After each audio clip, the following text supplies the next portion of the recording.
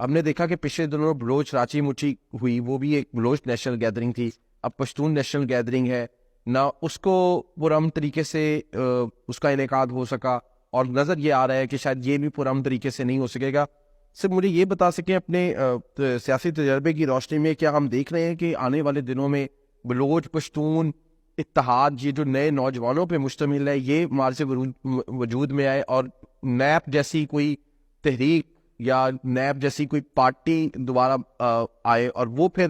Politics کو آگے لے کے چلے، جو پارلیمان کی سیاست بھی کرے؟ بالکل جی، مجھے تو یہ فخر حاصل ہے کہ میں نیشنل عوامی پارٹی کا رکن بھی رہا ہوں، جی جو عبدالولی خان صاحب کی سربراہی میں تھی، اور جس میں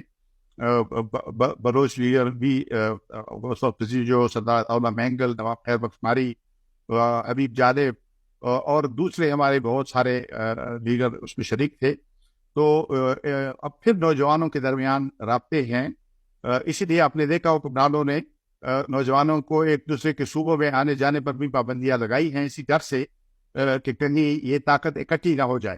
لیکن میرا خیال یہ ہے کہ پورے ملک میں لوگ اٹھیں گے، کیونکہ جس طرح کی مہنگائی ہے، جس طرح کی بے روزگاری ہے، جس طرح کی IMF کی شرائط کے ذریعے عوام کا خون نچوڑا جا رہا ہے،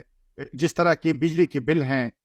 جس طرح کی خوراک کی قیمتیں ہیں، لوگ ایک طرح سے اپنے بچوں کو کھانا نہیں کھلا سکتے، لوگ خودکشیاں کر رہے ہیں اقتصادی مجبوریوں کی وجہ سے. ایسے حالات میں میں سمجھتا ہوں کہ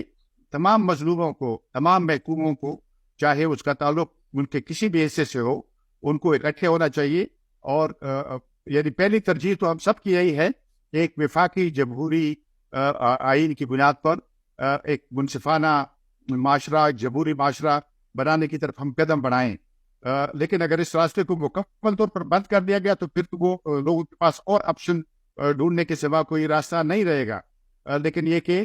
اس وقت تک جہاں تک مجھے میری معلومات کا تعلق ہے، PTM یا بلوچ یکجہتی کمیٹی یا ملک میں دوسری جو عوامی تحریکیں ہیں وہ یہی کہہ رہی ہیں کہ اپنے جائز حقوق کا، آئینی اور قانونی حقوق کا مطالبہ کر رہی ہیں.